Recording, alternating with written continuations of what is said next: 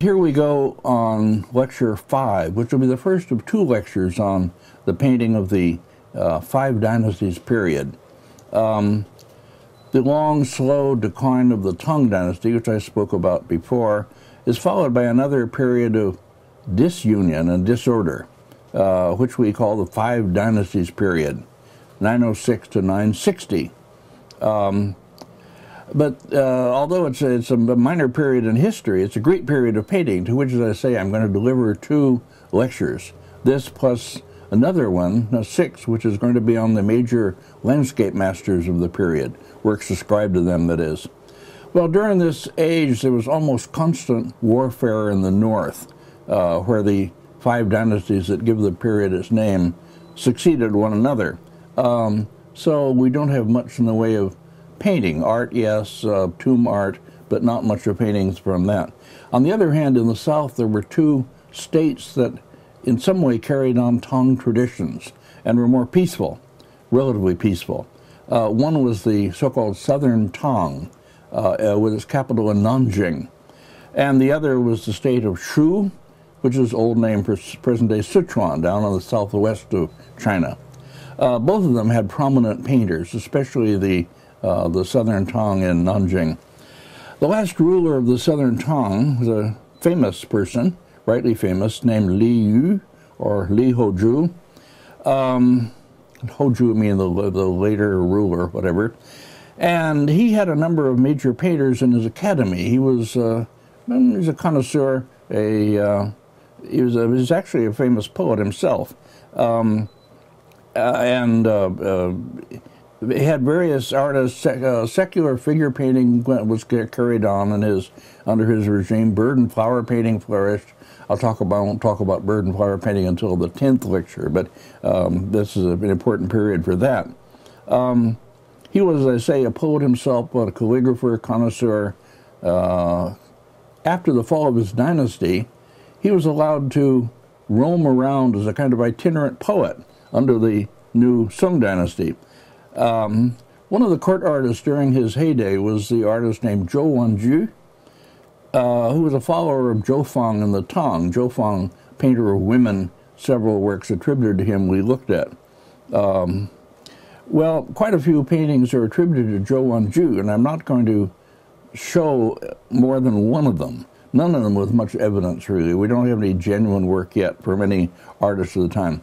The hand scroll in the Liaoning Museum, which I showed, the famous painting of ladies with flowered headdresses in the garden, you remember, with a crane and flowers and so on. That's sometimes associated with Zhou Wanju, but not on any solid evidence. So I'll begin this lecture by showing a painting that's ascribed to Zhou Wanju, and in any case is a very early and important copy after what may be one of his works. One of the artists who was serving under Li Houju in his court was a painter named Zhou Wanju. Zhou Wanju, to whom many paintings are attributed, actually. I'm going to show just one of them, really. He was a follower of Zhou Fang, the famous painter of women, and quite a few of Zhou Wanju's attributed paintings are also pictures of women. Anyway, what I'm showing is a less known but important work by him, after him that is, very probably based on a real Zhou Wanju painting. And this is in the Freer Gallery of Art, and it's a shorthand scroll. You're seeing all of it here, the entire composition, a little bit missing at the left, called the Double Screen Picture. I'll explain why in a moment. This is the version in the Freer Gallery of Art. It's reproduced in Tom Lawton's book, Chinese Figure Painting, number 3 in that book. Actually, I discovered the painting while I was a curator there and going through the old paintings in the Freer collection and finding quite a few really interesting things that deserve to be pulled out and sometimes remounted and published. This one I had remounted by, I guess it must have been Sugiura, or maybe at that time the earlier mounter. At any rate, had it remounted and meant to publish it. I never got around to it. I left the Freer Gallery rather hurriedly in 1965 when I moved to University of California without ever publishing this, and Tom Lawton it was who published it for the first time with a good account of the history of it and so on. Anyway, as I say, it's attributed to Zhou Wenju, and it's probably either after him or after some other Five Dynasties master working in Li Houju's court. What it's supposed to represent is Li Houju himself and his brothers playing Weiqi. Weiqi is the Chinese board game, Japanese Go, very popular. We'll see people playing Weiqi later in Paradise. It's thought of as the kind of ideal game to play. At any rate, and a servant in the lower right standing behind them, a kind of a table with various things on it to the right. Behind them, directly behind them, and you see only one side of it going up, is a screen painting. A screen with a painting on it, that is. And on the screen is another screen with people in it and so on. So that's why it's called the double screen picture. Now, before I go on to talk more about it, let me show the other version of it. It exists in two well-known versions. This one has been really more often published, but I'm pretty sure it's later and less interesting. Much of the stylistic interest of the early version is gone. The Freer Gallery is the early and important one, I think. This one is in the Palace Museum in Beijing, which, as I say, loses the early features of style that the Freer version has. The Freer version I don't think is the original, but it's very close to the original. A very close early copy, I think. At any rate, this is rather stiffer and harder and neater and less interesting, so I'll go back to the Freer one. Now here's a detail of the upper part of the figures. The figures are done in that is, the clothing of the figures is done in a brush technique called Zhanbi, Zhan meaning literally warring or something like that, but I mean tremulous brush line. And it was a technique developed at that time, apparently, for a more natural rendering of rumpled clothing.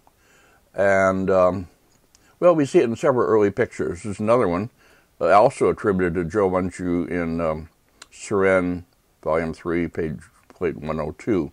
At any rate, as I say, this is supposed to be Li Houju, the main figure sitting here with his big hat and piercing eyes and so on, observing the game of Weiqi played by his brothers. And then behind, on the screen behind them, there's actually a kind of a low table in between, or Kong or something like that. Behind them is a painting on another screen. And it's done just as naturalistically as with the same kind of line work and more color, actually. So that you begin by reading it as a further space, but in fact it's a screen within a screen. And on that you see is a figure lying back. Here's a detail of the screen in the Freer painting. And on it, as I say, there's a figure lying back, a bearded man with his arms behind him, lying back in comfort, obviously a very well-off person, and two servants who are spreading a kind of mat or rug, carpet anyway, rug next to him. And one of them is at the right is turning and looking toward him, and the other one at the left is looking away. Well, the one at the left is quite a strange figure, as you see, oddly hunched, the one wearing this red robe. Now, what I think happened here is that the original had a foreshortened figure, rather sharply foreshortened. One of the figures, that is, turning somewhat toward us, the other one was turning away. But the copyist probably misunderstood the foreshortening and saw it as this oddly hunched over, almost like a humpback figure.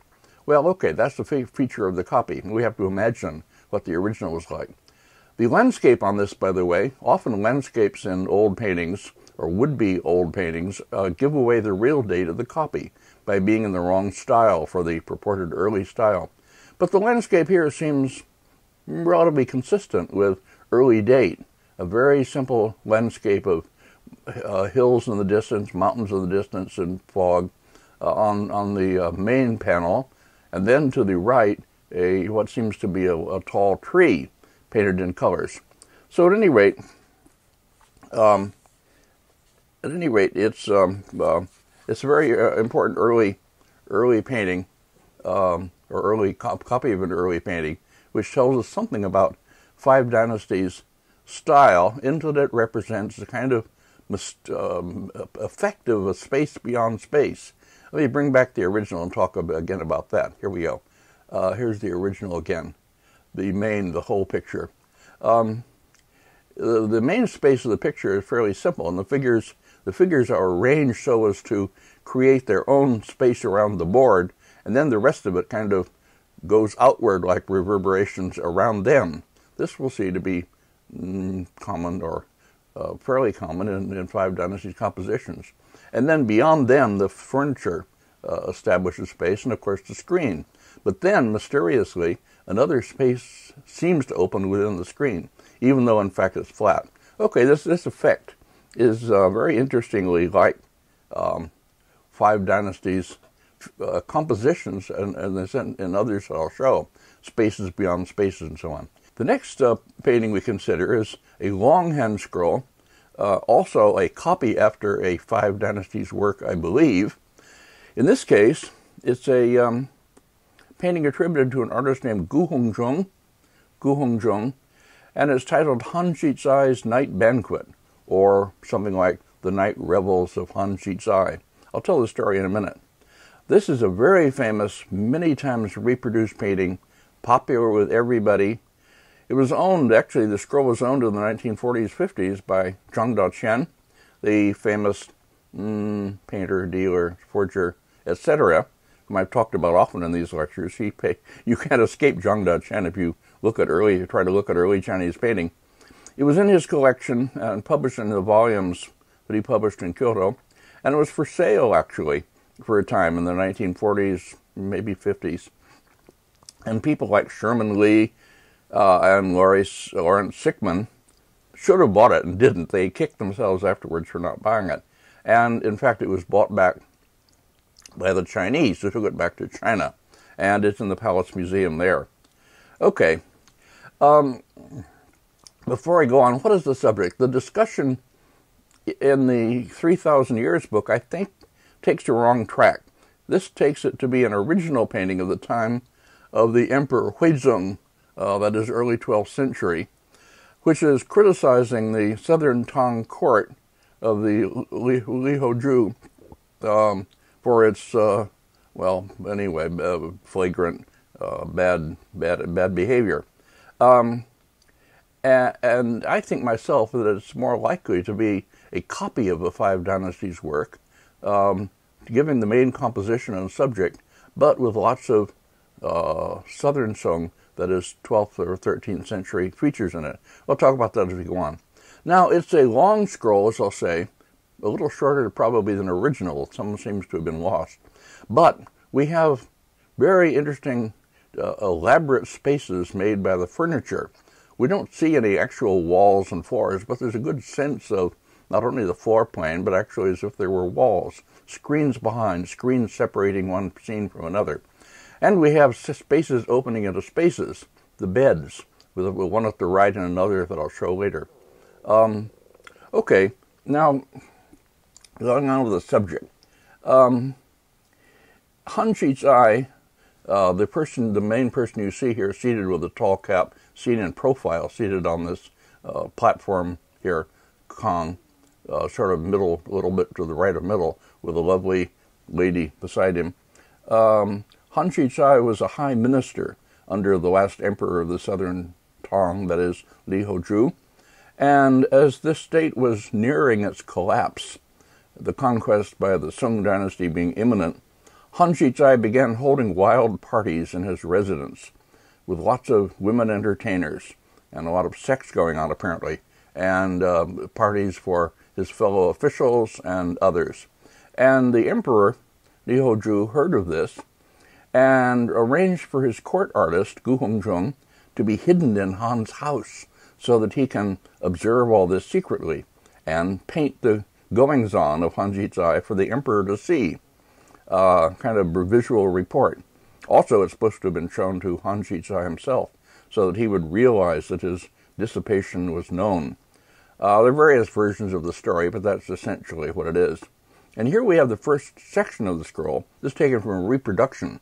I'll show lots of detail slides made by my colleague and old friend in Ann Arbor, Dick Edwards. Very, very fine slides which will show us close-ups of the figures.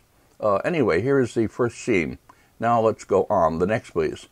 Here's the main group in the center, seated around a table with things to eat and drink on it, and all turned toward music. This scene is a little bit like the tuning the lute and drinking tea after Zhoufang that we saw in a previous lecture, where everything concentrates on a source of sound. That's an interesting subject in itself. Han Shizai sits, as we see here, relaxed, on a platform bed, or kang, his legs drawn up under him, his hands hanging, listening, like the others. He's accompanied by a lovely courtesan, wearing a white dress with a circlet of flowers in her hair. I think that's what it is. Throughout the painting, as we'll see, he is never without female companionship. Now, on the table, you see, very interestingly, a lot of dishes with things in them, and also at the nearest point, what seem to be celadon, or at any rate, monochrome wine pourers set in bowls, which would have hot water to keep it warm, and also cups. Here's a photograph which I took from a magazine, Asian art magazine, of pots and dishes with fruit in them on a table, cleverly arranged, as you see, to match the table in the painting. I think this was done by Rose Kerr, or is it Carr, of the Victoria and Albert Museum in London. So thanks to her, or whoever did this anyway. Near us on the table, as you see, are the pots which match those in the painting. These are actual late Sung, or Southern Sung, ceramics, chosen to match those in the painting. So the artist of the scroll, as we see from this, depicted ceramics of his own time, which is the late Sung, instead of trying to depict those of Gu Hongzheng's time. And this is generally true of copyists of old paintings. They don't try to get the costumes right, obviously, or objects in the painting generally to match those of the purported date. And as we'll see, they don't, with paintings within the paintings, they use styles of their own time rather than trying for the styles of the time of the painting is supposed to be. Okay, here is a detail of that, close up close. Well, this is a very great interest for ceramic specialists. It helps them to date the scroll or the copy of the scroll or whatever, and some writing has been done about this, needless to say. Here again, even closer, really close up. As I say, the wine pourers, with, of course, removable lids for filling, are set into containers, bowls, big bowls of hot water to keep them warm, and then cups on stands, one of them to the left here turned over. Okay, as I say, ceramic specialists would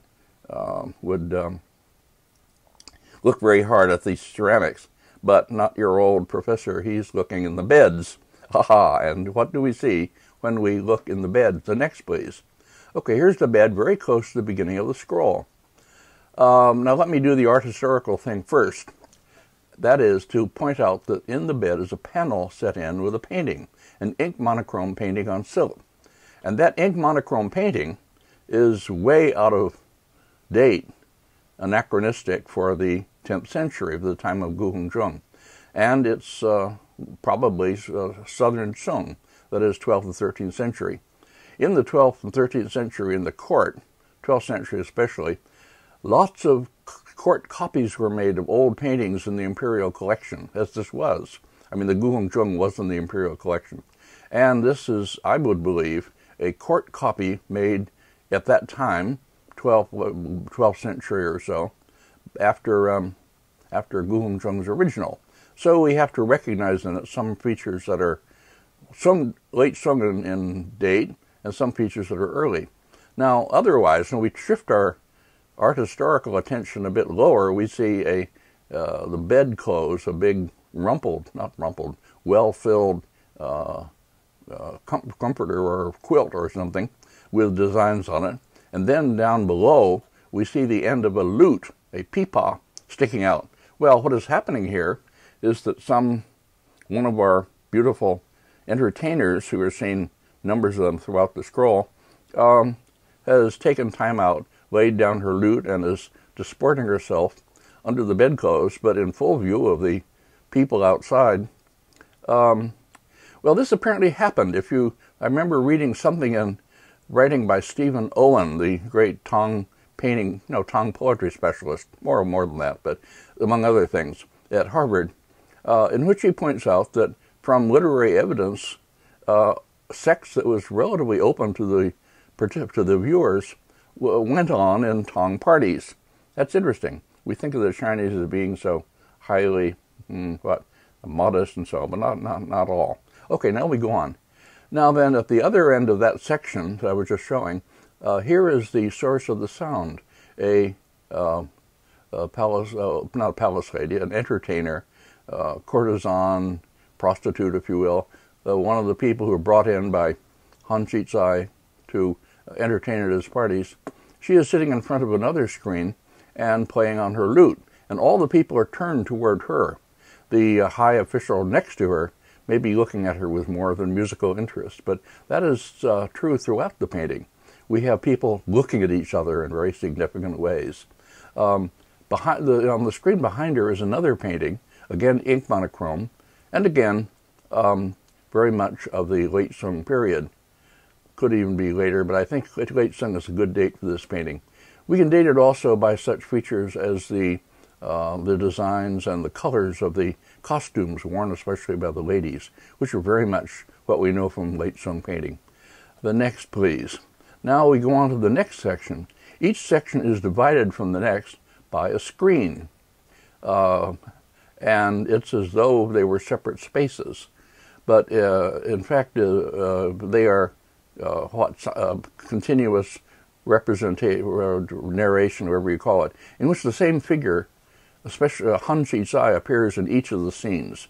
He is master of ceremonies, he's the host, he's the everything. And here you see him at the beginning playing on a drum. And in this case, there's a little girl, the little girl with blue robe in the middle of the composition, who's dancing. And everybody's watching her dance. Another girl to the left of her is clapping her hands, and one of the people wearing kind of official cap to the right of her is clapping with wooden clappers. We see those in paintings. Behind him is a monk. So part of the whole scene is made even more scandalous by the fact that monks were taking part.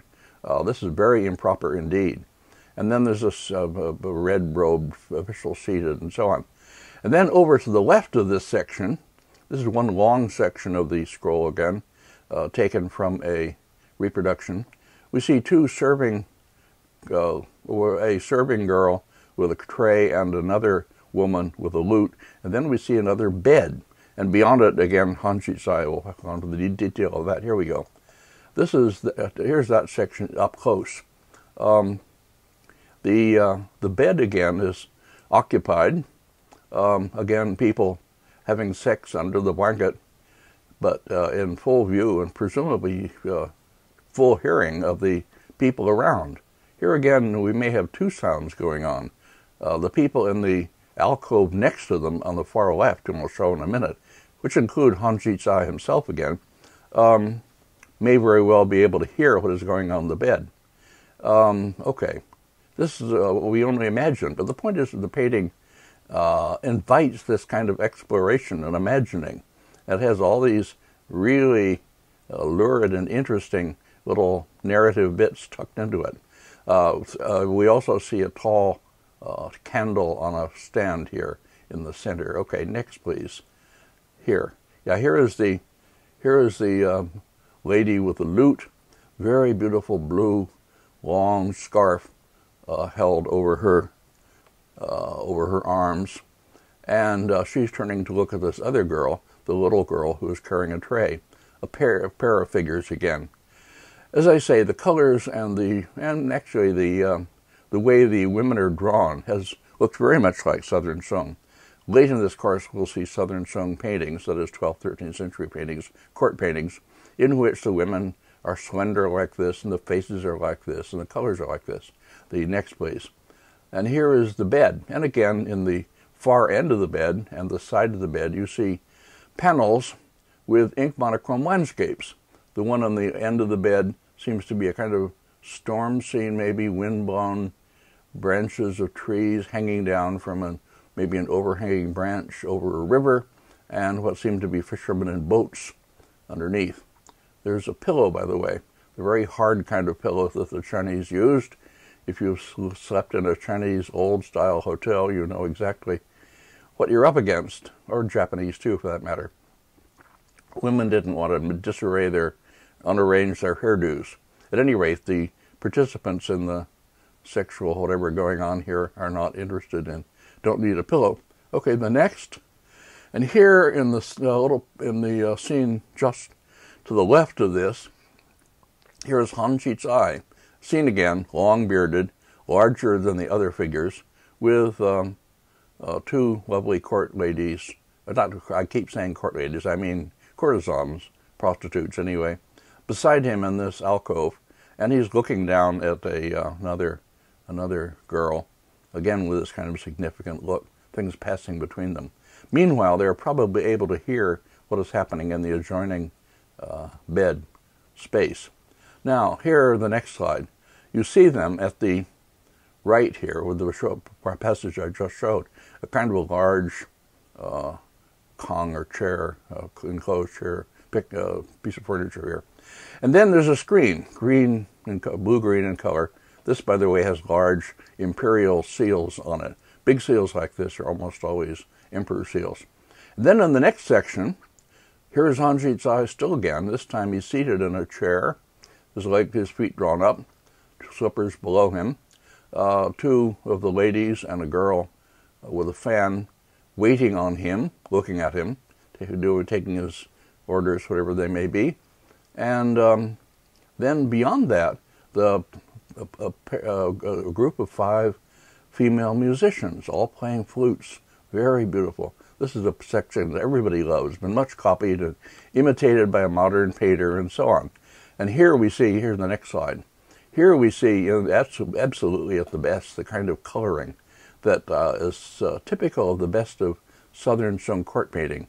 That is, pale greens and blues and all hues and fine designs, and just beautiful, beautiful painting. And the ladies slender, not like some plump tongue ladies. And they're all playing on flutes, either horizontal flutes or vertical flutes. Chinese had both kinds. Anyway, this scene is very, very popular, as I say, and is much reproduced and much imitated. The next, please. Here are 2 of them, one with pale blue and white and pink, light rose color skirt, and then the other with a pale green and red, turning in different ways. Lovely, lovely group. Okay, next. Then, at the left end of that scene, there is a seated official holding wooden clappers again, sort of keeping time with the flute players, flute orchestra. At another screen with another painting on it, another Southern Sung, but I won't talk about that. And then, interestingly, sort of joining one section to the next, we have 2 figures, a standing official looking significantly at the lady, and the lady to the left of the screen with her hand raised looking at him. In other words, the figures are used to join one scene to another. So we have a kind of a ambiguous but very effective division of the scene by the screens, which nevertheless has suggestions of continuous space. Very interesting kind of composition. Probably reproducing the at least compositional features of the original. I would tend to think there was a painting of this kind. In fact, it's quite well recorded. There was a painting of this kind by Gu Hongzhong, or at any rate from the 5 Dynasties period. And this is a very beautiful Southern Sung copy of it. Then you see another seated official, 2 ladies leaning on him, or one standing in front of him, and the usual looks passing between them. By the way, the men are all, as you see, rather darker in complexion. The ladies are not only lighter from spending their time indoors, but also their cosmetics made up for very light or white faces, whereas the men have natural outdoor, anyway, yellow-brown faces. And then Han Chi-Tsai here at the end, standing, raising his hand as if giving a kind of benediction to all this, all this scandalous goings-on. And then at the end, very lovely little detail, the end of the present scroll. There may have been more to it originally, according to records. A young official luring or enticing a young girl who seems rather reluctant, unclear. Give me your hand, Belinda. Anyway, enticing her into the scene, and with his arm around her. Very lovely detail. So the scroll ends. Here is the section with Han Chi-Tsai. Next, please, with his hand raised, as I say, as if blessing the whole thing. And these two lovely, lovely women with their pale blue, green, pink robes. Wow. Very beautiful. Painting, ladies, everything beautiful. Yeah, and here is a close-up of that. Wow. One figure in a profile, the woman with her arms around or laid on his shoulders, or one on his shoulder, looking into his eyes, looking a bit austere, but obviously not reluctant. And the really, colors that are, it takes real skill to use different shades of blue and green this way and make them all work together. She has the blue figured shawl, whatever, going around her shoulders. And then under that, this sort of blue-green robe. And, oh boy. Yes. And then the other lady at the left with pale blue things draped over her shoulders. Next. Now, something completely different. It's about as different as one could get. This is, I hasten to say, not a Five Dynasties painting. It's a late Sung painting, one of two, and I'll show the other in a minute, which I'll bring back when the time comes toward the end of the course, when we're talking about Chan or Zen Buddhist painting. That's what this is. But the point is that it's attributed to an artist named Shi Ke, old attribution of Shi Ke, and Shi Ke was a Five Dynasties artist, active in his case, not in the southern Tang state, but down in Sichuan in in the southwest. And this is one of the pair of paintings titled, well, it represents two patriarchs of Chan or Zen Buddhism, sometimes titled Two Patriarchs Harmonizing Their Minds, or with their two patriarchs with their minds in harmony, something like that. I reproduced this one in the storybook and discussed it. Actually, they are anonymous 13th century works, and I'll bring them back as I say. Shi Ke was an artist of some eccentric habits, known for figure paintings that were so strange that they shocked people. Over in the lower left corner is an inscription purporting to be by Shi Ke himself, with a date corresponding to 919 or 967. Seems to be some question about what the date is, anyway, what the purported date is. The whole thing is interpolated, of course, that is to say fake. And up above is a piece of would-be imperial writing with seals, also fake. These were added to the late Sung paintings to give them a spurious antiquity. Here's a detail of that. Well, it's done in broken brush painting, and this is a patriarch leaning on a tiger, which acts as a kind of cushion for him.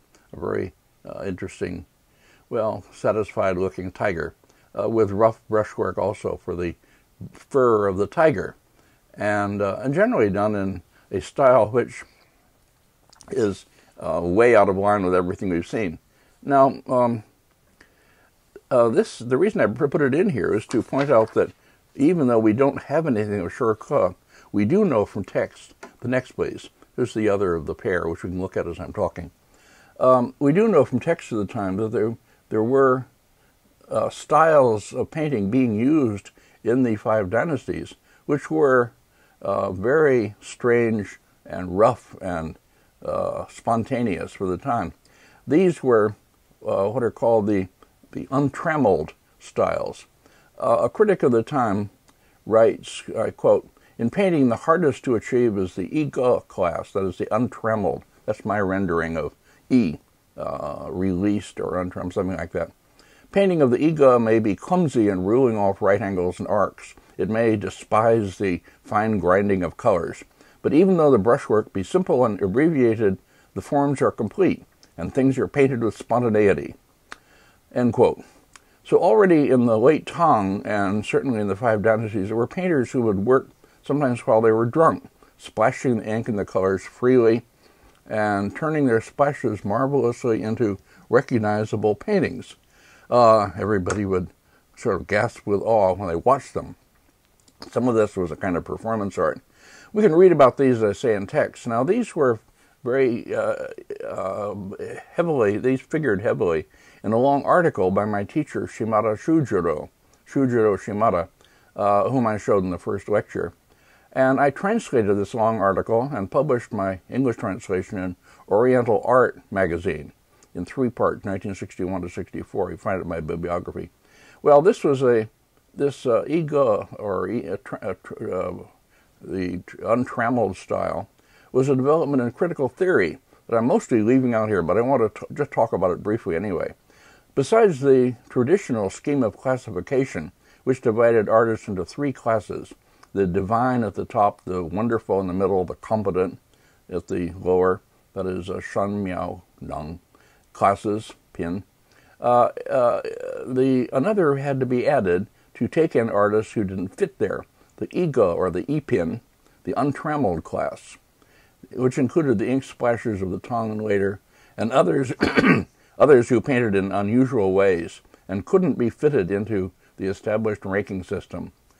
For that time, back in the I was translating it in the 50s anyway, 60s, late 50s, early 60s, I had to make the point then that although we were tempted to match them up with our own abstract expressionist artists who were then flourishing, they were not really comparable. There was a wrong analogy, or the wrong comparison.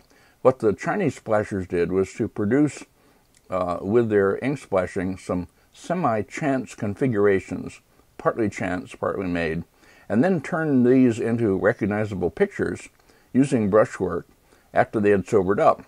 In other words, it was a means of avoiding conventional man-made looking compositions, used also in Renaissance Italy. Leonardo da Vinci has a way of doing this, and so on. There's a whole article on it by Horst Jensen and anyway. And at other times and places, you've had similar ways of painting with semi-random configurations. An early 19th century English watercolorist writes about this. Okay. They didn't, that is, present the ink splashes as finished paintings. They used them to make finished paintings. Anyway, I translated Shimada's article. Oh, that was a long, hard job. One of the second patriarch, because this is supposed to represent, speak in a minute, this second patriarch became a pupil of Bodhidharma, the first patriarch, Bodhidharma was in a cave refusing to see anybody. And the second patriarch, to show his great sincerity, cut off his left arm. That may be why it isn't seen here. And I told Shimada that translating this article of his into English was my equivalent of cutting off my left arm as a sign of great devotion to him. Okay. Anyway, the pictures, my colleague Jan Fontaine and Money Hickman had a very fine exhibition of Zen painting back in the late 50s, late 50s, 60s anyway, Boston Museum of Fine Arts, with a very fine catalog called Zen Painting and Calligraphy, still important. And Fontaine had the new theory, which I think is right, that it's not 2 patriarchs, but this one is called the second patriarch, harmonizing his mind. It was he would sometimes get drunk in wine shops and was said to be harmonizing his mind by getting drunk.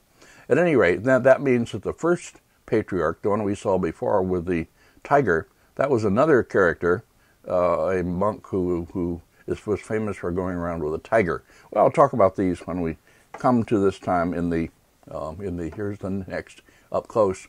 We come to this at the end of the course, when we see really wild and woolly and wonderful paintings of this kind being done by Zen or Chan artists. Okay, next please.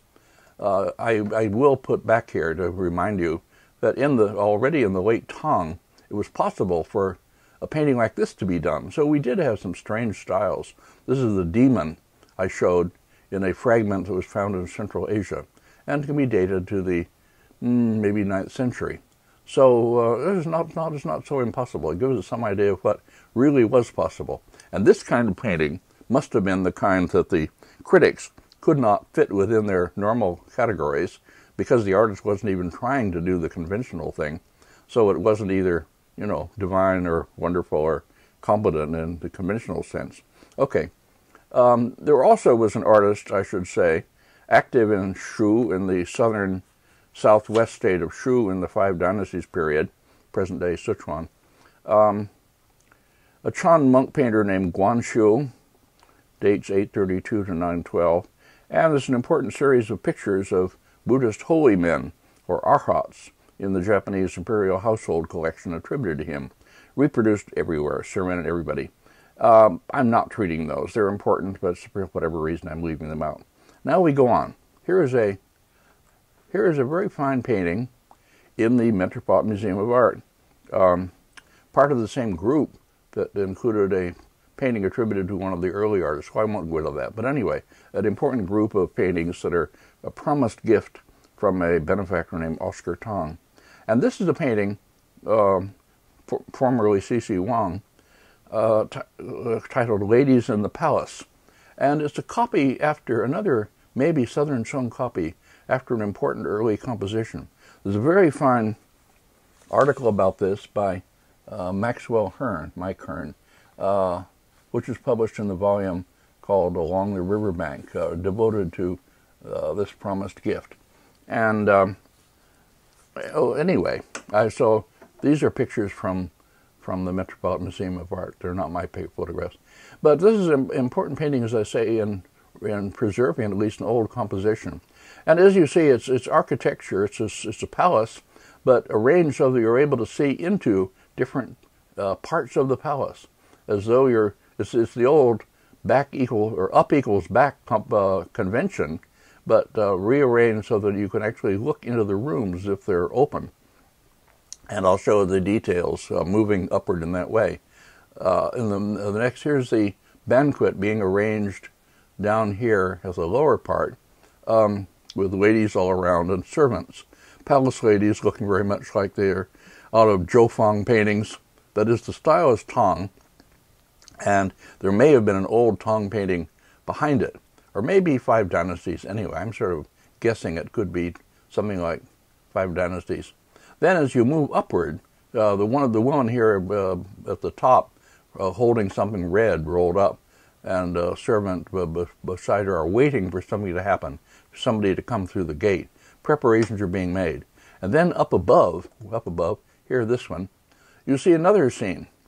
Now, Maxwell or Mike Hearn, argues, I think quite persuasively, I'm convinced, that what is represented is a scene of calling the favorite, in which, in the middle of the night, the emperor decides he wants one of his favorites to come to his bed, or maybe in this case to go to a banquet with him, to have some what's prepared below. And she is being called, and maybe the servant here at the left is going to her chamber to call her, and the other is waiting. This is a very good conjecture, probably right, or maybe there's an old source that Hearn found that says this. I'm quite ready to credit it anyway. I will talk a bit about this subject and other versions of it as we go on. But for now, let me just say that this, again, is another painting in which you have paintings within paintings, and they are set into the wall, panels in the wall. Very interesting evidence, presumably, for how paintings were used to decorate rooms in early times. And the paintings are, again, in Southern Song ink monochrome style. I think Southern Song, roughly. I'm not sure about that, but something like that. So the whole painting is done in color, but then when you move into the paintings within the paintings, they are done in a quite different style, ink monochrome. The next, please. Yeah, here is a close-up of several of them. Now, sometimes we will see hanging scroll compositions which were probably used this way.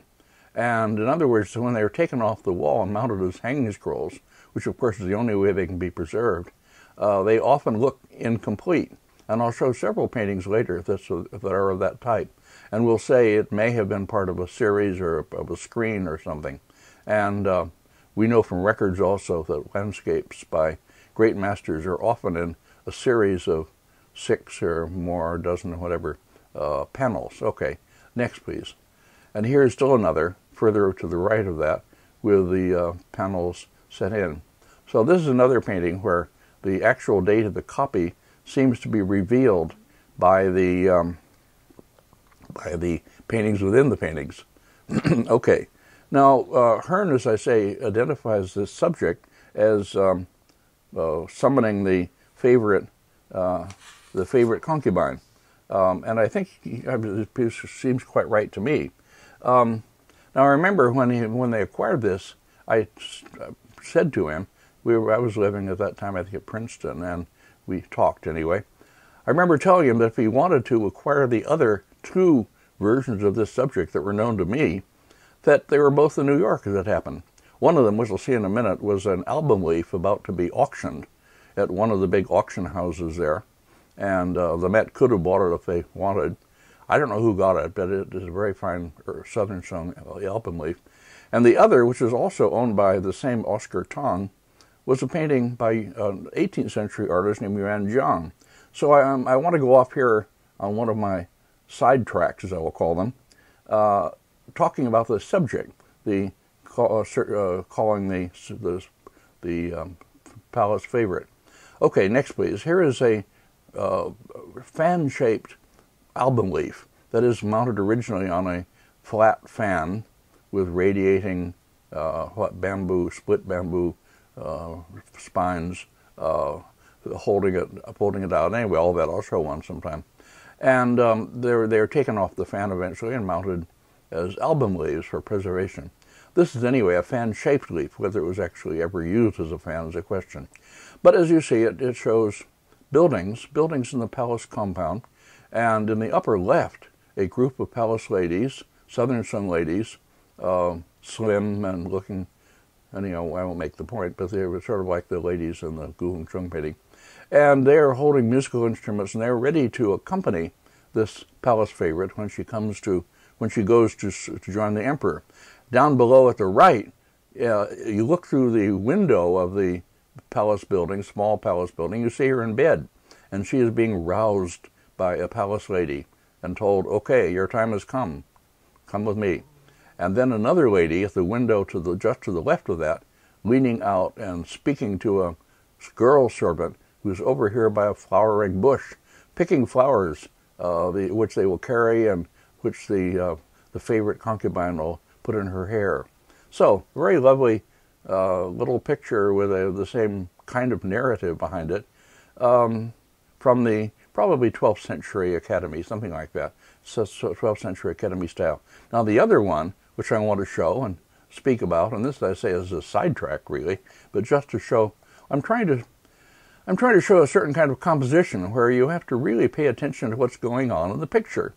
Now, Maxwell Hearn very definitely did when he came up with the subject for the painting, the main painting we're talking about. But in other cases, people look at paintings like this one and say, beautiful painting by Yuan Zhang, but don't bother to see what's happening in it.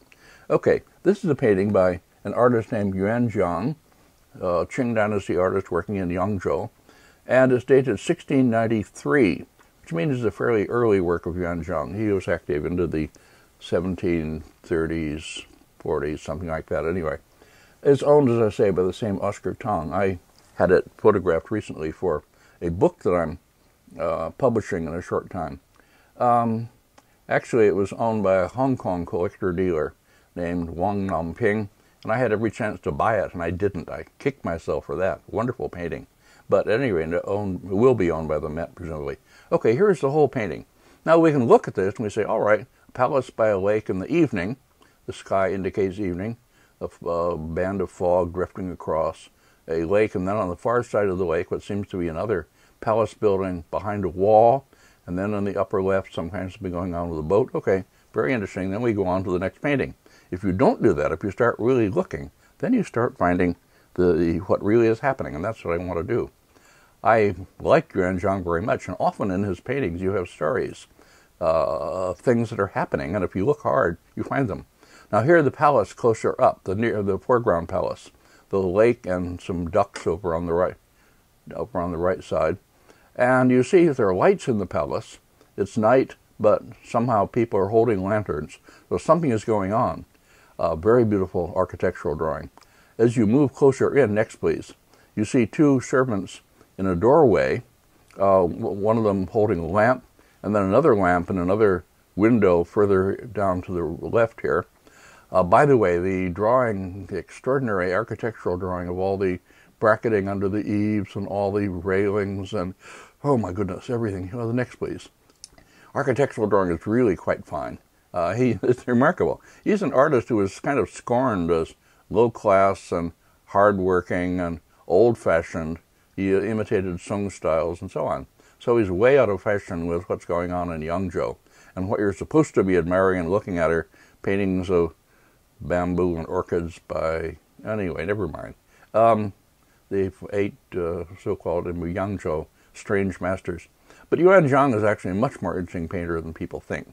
And notice here, by the way, in these panels that make up the kind of, well, going along the balustrade, the corridor here, are on the lower part are set little slabs of stone with natural marble markings. Let me go on to show two actual examples, both in the Nelson Gallery in Kansas City, bought by Larry Sickman, who had a special fondness for objects of this kind, as I've said many times. These are slabs of real marble, selected and ground so that the natural markings look like images of landscapes, mountains, sometimes clouds, and tree groves. Next, please. Here is a detail of the round example showing, in the light reflection, showing how the darker markings have a grainy texture. They come from South China. Dali is the old name for Yunnan, and they are commonly used in Chinese furniture and architecture. Now I'll show a series of images of paintings, all illustrations to my recent book, Pictures for Use and Pleasure, so I won't identify them. You can find them all there, and this can serve as an advertisement for my book. Okay, next. Two paintings of beautiful women, late 17th century and 18th century in date, in which the Dali Sure panels are set into the backs of chairs. In the one at left, a slab of it is also set into the tabletop under the Weiqi game board. Next, two more, both 18th century, in which horizontal slabs are set into the backs of bed chairs. They were represented in the paintings as indications of the affluence and the good taste of the users. Next, one more, early 18th century, in which the stone slab is again set into the tabletop. And finally, next, two examples, both from the 18th century paintings, in which slabs of Dali Sure are set into the lower panels of doors opening onto the outside from outside hallways and porches. These are similar to the use of the stones in the Yuanzhang painting. Now back to that. The light is because the servants are roused, and they're doing something. They've roused their one of their number has been taken off. And then if you move across the lake to the other side, you see what is happening. The boat is drawn up, here next slide, and people are getting out and going up these marble steps, the palace, and about to make their way along the corridor to the right, up and to the right, to the next palace, which is where the emperor is waiting. The next, please, and here up close, the drawing is really beautiful. Yuanzhang draws these things so he could virtually reconstruct the boat. It's a dragon boat, such as they apparently you must have used in the palace, with lanterns on it, and other lanterns held by servants and attendants, eunuchs attending her. None but eunuchs are allowed in the women's quarters. And one of them is, they're carrying various things anyway, her musical instrument maybe. And she herself held up by two girl servants. Ah, beautiful, beautiful. So this is what happens when you look at the painting, for goodness sakes. Look into it, instead of just saying, no. Another Yuanzhang. Okay, this, by the way, is another example of something I'm going to be showing and talking about in connection with 10th century painting, which is a kind of attitude or a kind of approach of the more you look, the more you find, putting all kinds of hidden things in the paintings to be discovered by viewers. Okay, then we go on to see another painting, which is very probably from the Five Dynasties period and from the Southern Tang court, which I've been talking about, the court of Li Hozhu. This is a famous hand scroll painting, ink and light colors on silk, sometimes heavier colors, mostly light colors, titled Early Snow on the River, and it's very probably really by, I can say in this case, an artist named Zhao Gan. Zhao Gan reproduced in lots of books in the Palace Museum in Taipei, National Palace Museum in Taipei. And as I say, it's a very famous scroll.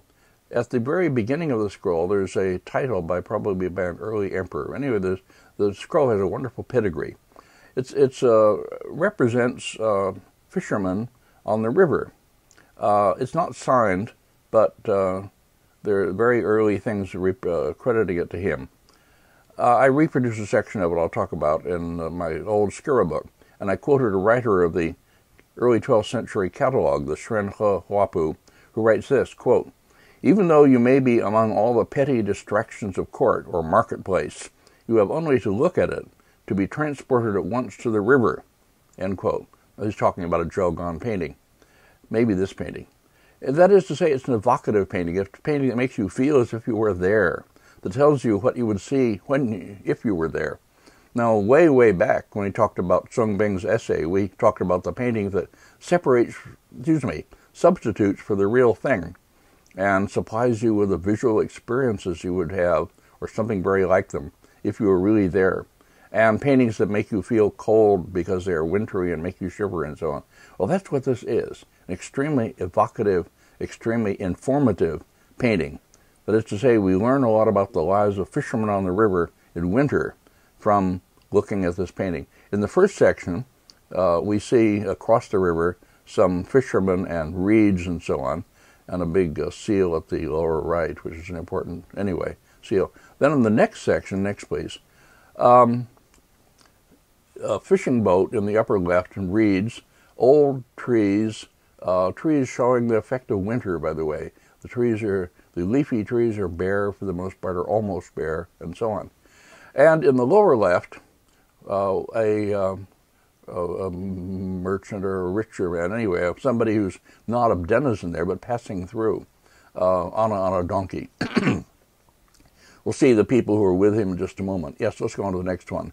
Then the next one, you see his two concubines who accompany him on the trip. They are riding mules, rather sad-looking mules, sad looks on the mules' faces, and they're paired, that is, facing in different directions, and with that kind of space between them. We've seen just numerous examples of this all the way back to the Han Dynasty. And then two servants carrying their luggage, who are also paired in the same way, low-class figures, rather shabbily dressed and blowing on their hands and obviously shivering with cold. The ladies are warmly dressed and have hats and so on. Okay, and then beyond them, the river, which is drawn in gray-green, that is ink wash with a touch of green color added, and and with wave patterns showing the wind. In fact, the wind is indicated by the blowing of the bamboo, by the blowing of the reeds, by everything. Up in the upper left, by the way, there's another fisherman here standing outside his house with his boat beside him. And on the right, the middle right, over here, I'll have a detail of that here. Here's a detail. We see three fishermen raising a net. They are in front of their simple hut, woven grass shelter.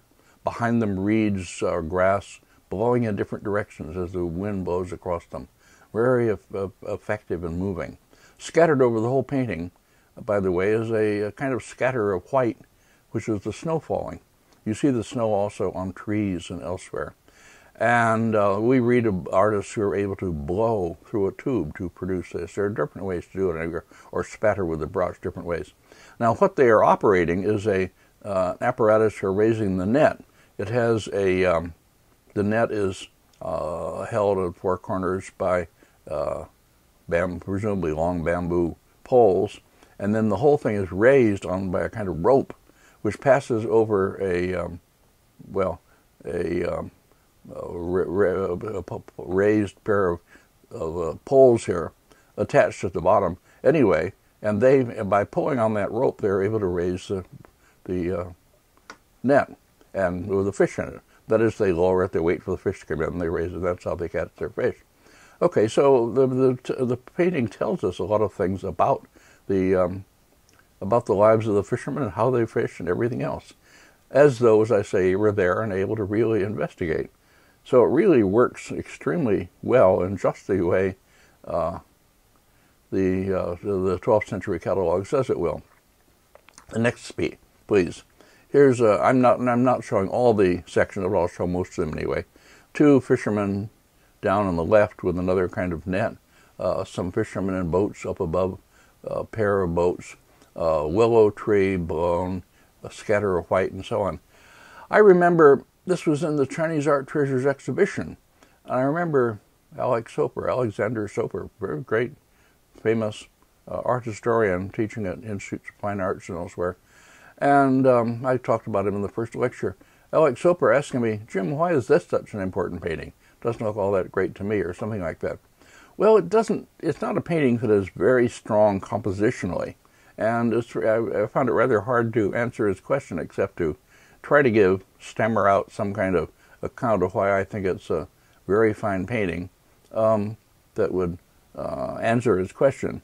Well, I'm not sure I'm doing it, but I'm trying to explain what it is about the painting that makes it unique, really, and among surviving Chinese paintings.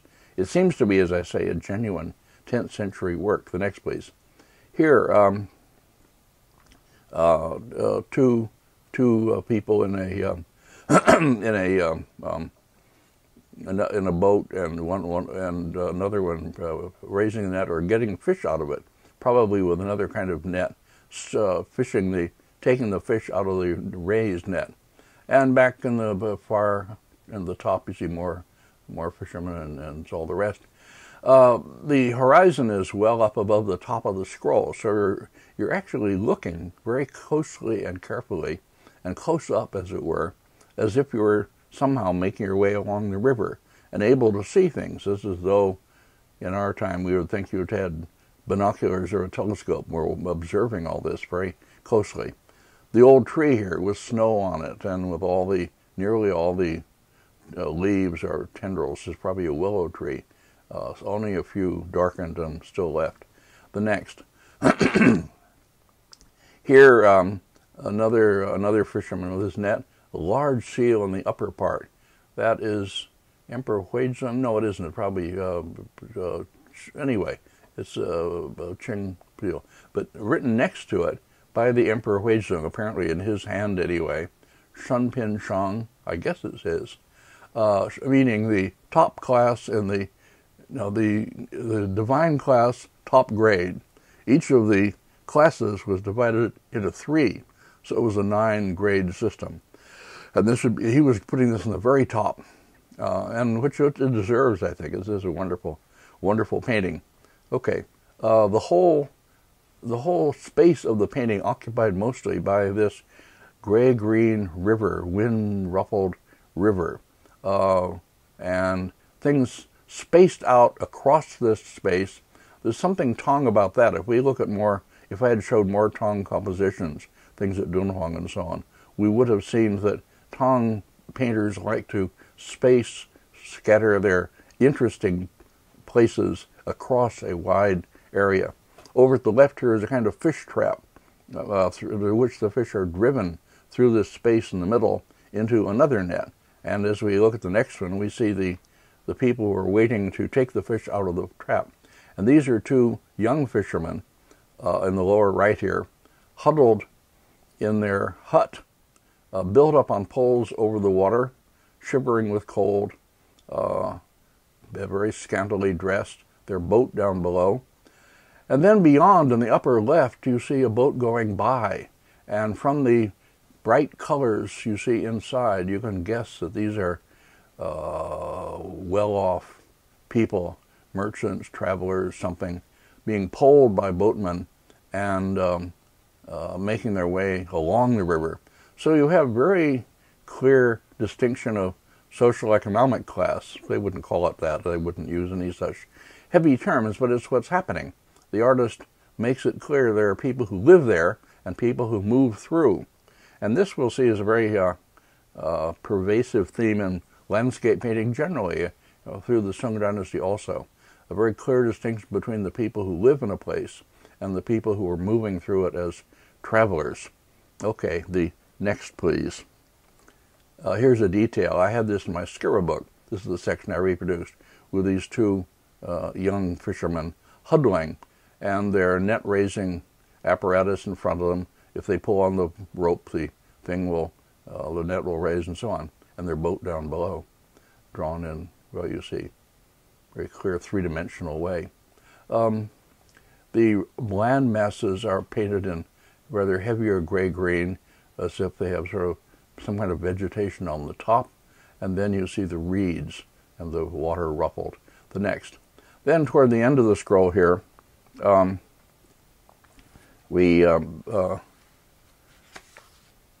throughout the scroll, there's a nice balance between the setting and the human element. Neither of them really dominates. Neither of them would be sufficient alone. They're interdependent to a degree that's very hard to match in other painting. We don't have a lot of painting of this kind. We feel throughout this whole picture a sort of sympathetic observation, which underlies the imagery of the painting. There's toward the end, as I say, and now we arrive at something more communal. That is, the fishermen are clustered together, two boats, a group of them, and in one of the boats there's a fire, cooking fire presumably, with smoke and sparks rising from it. And then down below, the lower left, a fisherman returning. And then around them, there's another old willow tree with snow on it above them, and then the water stretches out past the upper limit of the scroll as elsewhere. One of the strong points of this painting is that although the fishermen are shown in their daily occupation pretty much, they are not simply sitting around and enjoying life.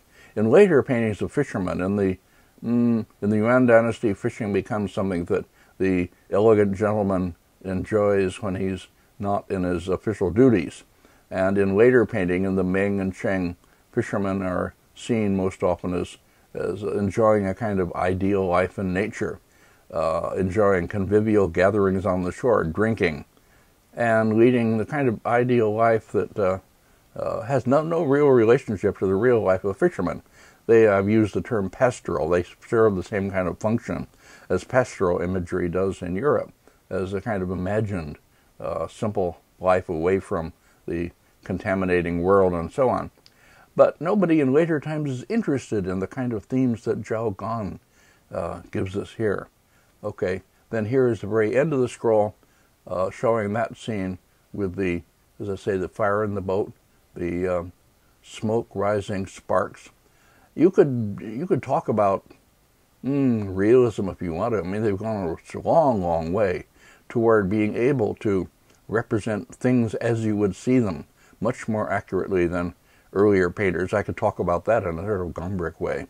And Zhao Gan obviously developed this skill to a very high point, partly by observation, partly by endless practice, by producing paintings of this kind, probably in great numbers, as a specialty of his.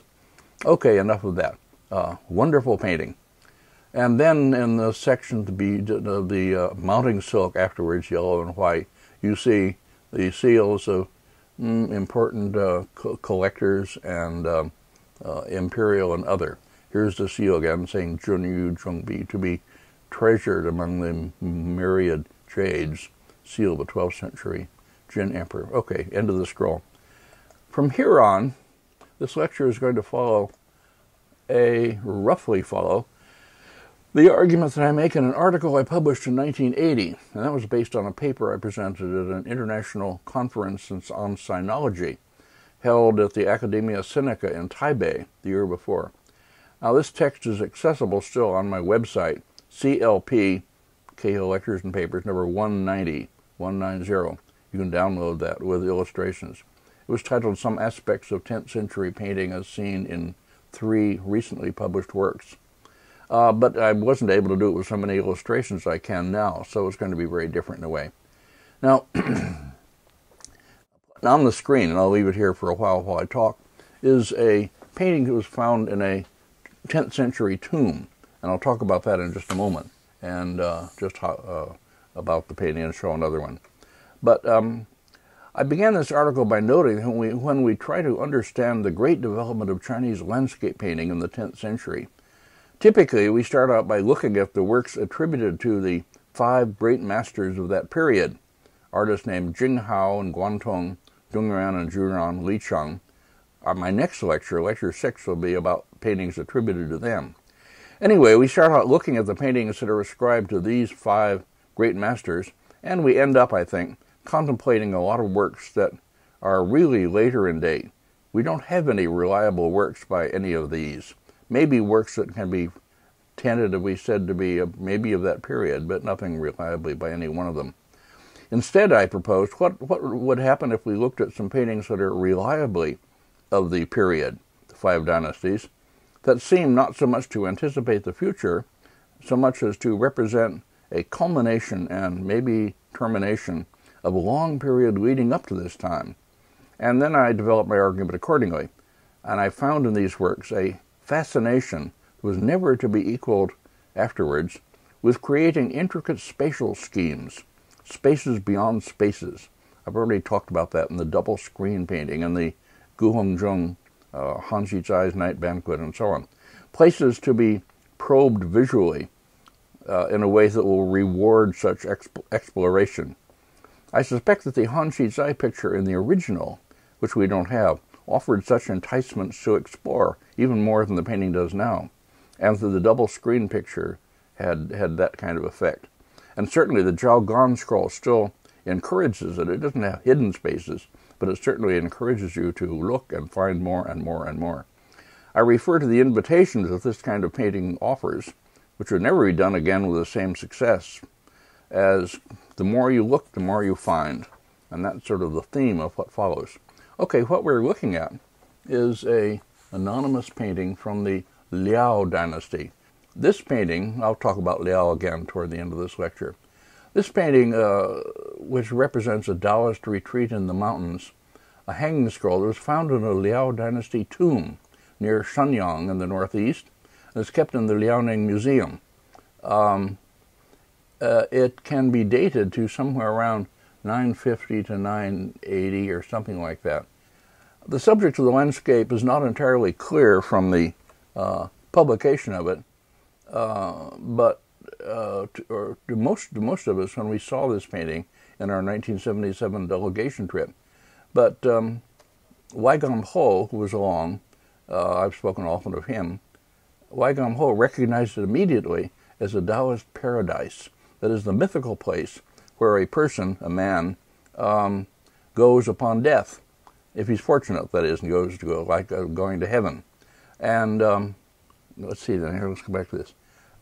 Very, very quickly, the painting represents a Taoist paradise in which you enter down here in the sort of lower right, the red mark, a gate, also details of all this, and you make your way up to a terrace up on the upper left here, where you see 2 people playing Wei Qi, this board game, with another watching, and then you see the palaces of paradise behind.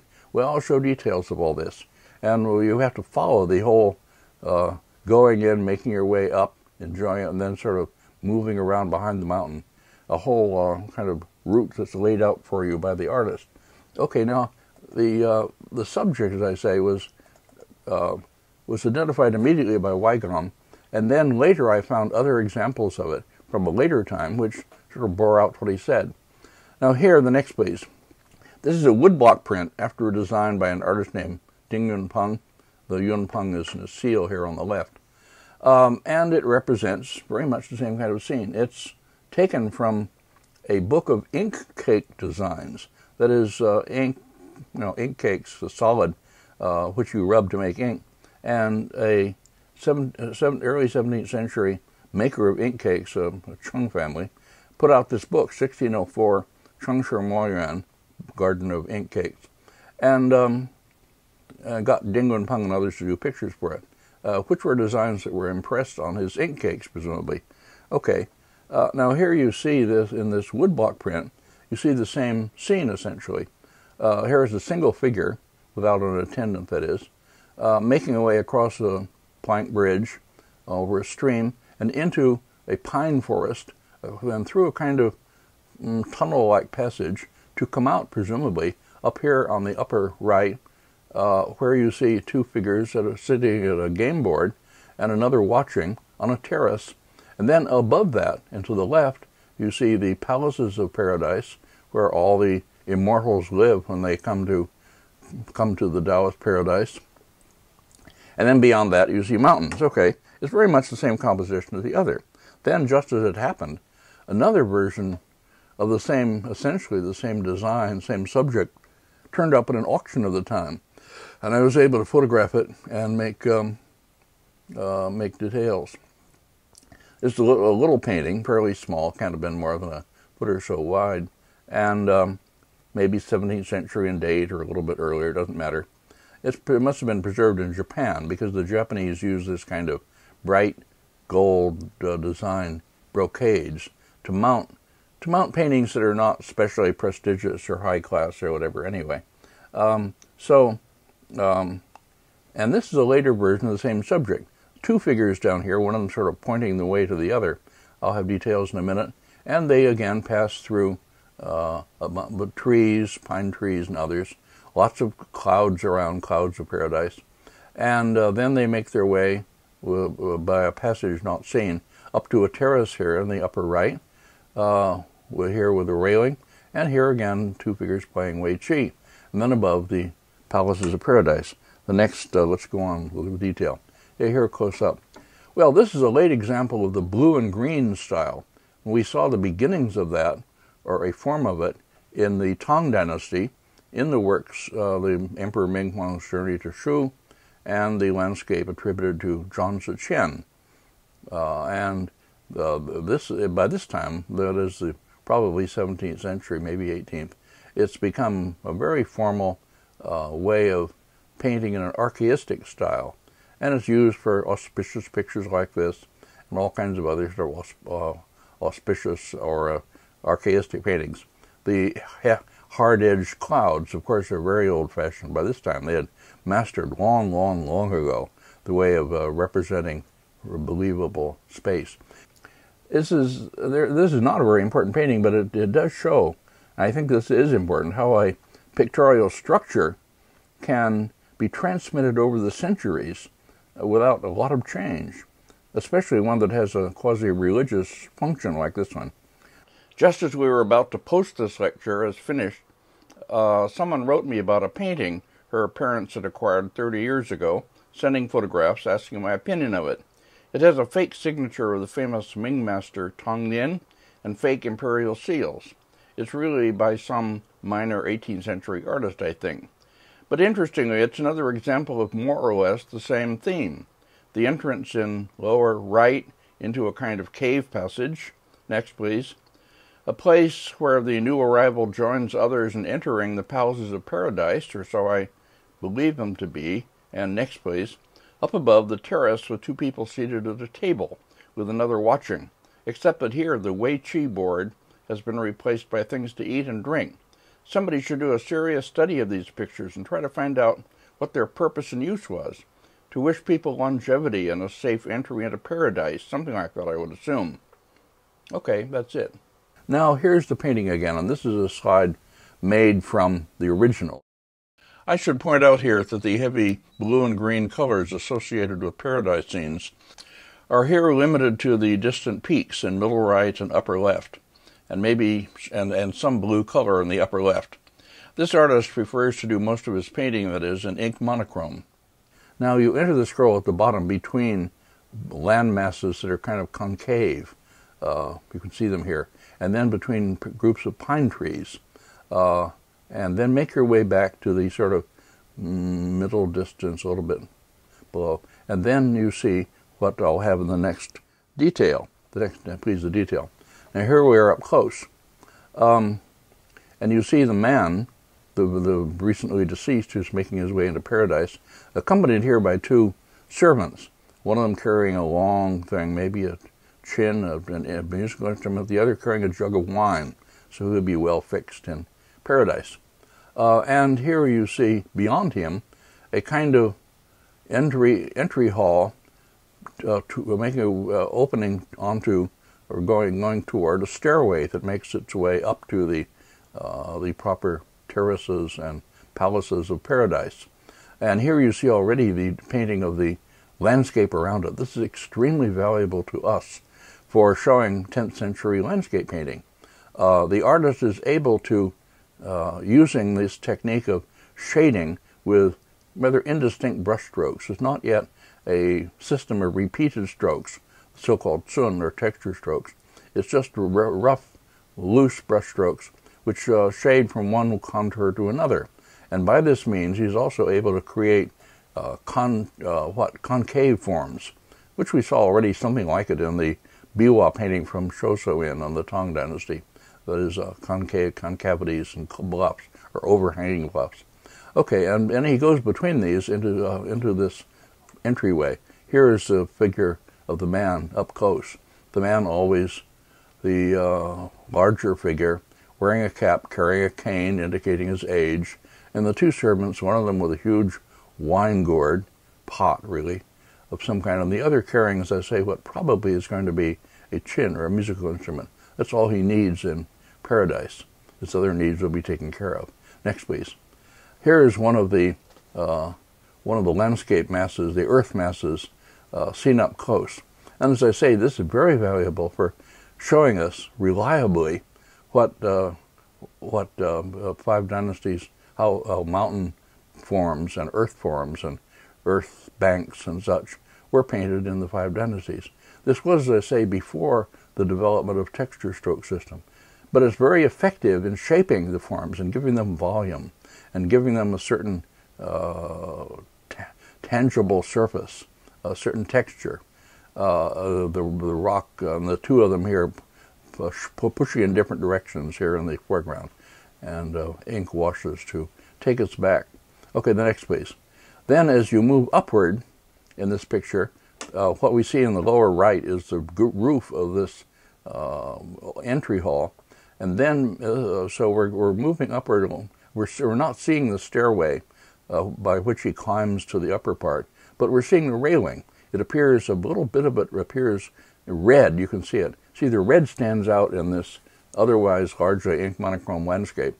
And the red here is connected to a bit of red in the upper left, because the railing, the stairway and the railing re-emerge behind this great overhanging cliff with pine trees growing on it. It re-emerges and can be seen slightly. So we were given a kind of visual connection, allowing us to imagine moving up the stairway through a kind of passageway, or ravine maybe, to get to the upper section. And then once we're up there, what we see is, here's the upper section now. Pine trees. You can see here in the very middle, or a little below the middle of the painting, that re-emergence of the red railing, which connects us with the entry down below. And then here we see the terrace, very much like the ones in the much later pictures I showed, with the two old men playing Wei Qi, and then a third standing in this case beside them. And then behind it are the palaces of paradise, zigzagging around and disappearing actually behind the main mountain, as though you can still follow around, as though you explore, you keep going. You can look through a gate in this walkway and see the roots of pine trees beyond. See right here, it's a structure in red, but you see there's an opening here and you can move through it and go beyond. So it is, again, the kind of composition that sort of gives you, the more you look, the more you see. And then this zigzagging around behind the mountain takes you still further around and sort of promises, if only we go around this mountain, there's still more, and so on. Here up close is the detail of the two figures playing Wei Qi, which is the kind of ideal game. People in paradise scenes spend their time playing Wei Qi. I don't know what it would be in our society, probably golf. Rich guys seem to like to play golf. So there would be golf courses in paradise. That would be a little hard to represent, but there we are. And then another character beside them standing. Anyway, okay. The painting has suffered some, but it's in pretty good condition for its age, and anyway, we're very fortunate to have it. And then here's a detail of the walkway, covered walkway, sort of making its way around and zigzagging behind the mountain. Up above the mountain, with the mountain itself, it has a projection from it on the right, a strange kind of dog's head-like projection. Probably some geological reality behind it. I don't know what it would be. At any rate, we find dog's head projections like this in paintings of the Yuan dynasty, maybe 14th century and so on. I went back after this painting was published and assembled a few of them and reproduced them for comparison in my article. Wang Meng, a painter of the time especially, seems to like this form. And they knew about 10th century paintings that we don't have anymore, except for this one chance survival on it from a tomb. Now then, as I explained in my published article, this newly discovered mid-10th century painting made me go back and look harder at a painting that we'd seen on our first Chinese delegation in 1973, but we hadn't paid much attention to it. But now, realizing its importance better, I was able to see it again and make slides from it on our second trip in 1977. And this was here. Here it is in a reproduction. Attributed to an artist named Wei Xian, 10th century artist, came from Chang'an, now present-day Xi'an, served in the Southern Tang court under Li Hozhu, and is titled Gao Shi Tu, a noble scholar. And it's in the Palace Museum in Beijing. Well, it's much darker than this. This is a reproduction, and it's just vastly clearer than the real painting. And when we saw it, it was in a hand scroll case, because not strangely, it was a practice of the time. It was mounted in a hand scroll form. That is, you rolled it the other way, horizontally, top to bottom, really. Emperor Huizong and others apparently mounted important early paintings this way. So there it was in a case, and it was very dark, and we could scarcely see it, and we didn't really pay much attention. But now with the Liao tomb painting, I began to recognize the similarities and to go back to this, because this is another seemingly reliable 10th century painting. It's a small hanging scroll, but as I say, mounted as a hand scroll, and plausible as a genuine work by Wei Xian. Now this and 5 other paintings by Wei Xian are recorded in the Emperor Huizong's catalog, Xuanhe Huapu, early 12th century, all with the same title, Gao Shi Tu, the noble scholar. But one of my students at the time, named Jane Debevoise, I think I mentioned her before, wrote her master's thesis on this painting, arguing that the series might originally have been about notable women, since women figure strongly in each of the subjects. I can't argue that here. I don't have all of her argument in my head, but she or somebody should follow it up. Now, the subject is a Han period scholar named Liang Hong and his wife named Meng Guang. She revered him so much that when she served him food and drink, she would elevate it to a level of her eyebrows, so as not to breathe upon it. Stories of virtuous women in China often don't match very well our ideas of distinction in women. They speak of subservience rather than real strength. But okay, that was Chinese. For China, she's a virtuous woman. So the composition generally, well, I'll show details again and then take you through the composition the same way. But generally, we enter it again between at the bottom between trees and across a little stream, across water, to reach a bank and then a gate for the gate to his retirement home. And then we see an open pavilion with Liang Hong and his wife Meng Guan. She is serving him, so she is illustrating what she was famous for. And then beyond that, well, we'll see. We'll see the fence and water, and then a great complicated landmass, which again you kind of move through and can look down into in strange ways, strange to Chinese painting. Nothing much like this happens later, but here it is. And then the main peak, which rises straight up, and then various writings and seals and all the rest of it of ownership. Okay, keep this on a series of details. Here's the lower part of it. Again, it's a painting with a series of interpenetrating spaces, spaces within spaces, spaces beyond spaces. The shaping of the rocks and the earth masses there, as you see here in these garden racks which he has set up outside his fence, are done with that same kind of shading, done with loose ink strokes, not with systems of repeated strokes, and various see-through effects. You see the fence beyond or through the open pavilion, swirling water beyond, and the peak with its dark ravine and swirling water at the bottom. It's all that. You move across the water here at the very opening, which sort of separates the scene of the picture from you. It's not really presented as something you can enter into and move around in or anything like that. He is living in reclusion. The reclusion is indicated by the way the painting is composed, with him and his wife in their pavilion, set apart from all the around them. Trees, rugged, old trees, are not the sort of beautiful trees you find in Tong and earlier painting, as if the trees that look like they have survived from a lot of wind and wear. Especially over here on the right, a tree with a kind of broken old trunk winding around. Anyway, quite a lot of that we'll see in other paintings. The next, please. Okay, and here is the above. Here is the two rocks or ornamental rocks that are set up in his garden outside the fence.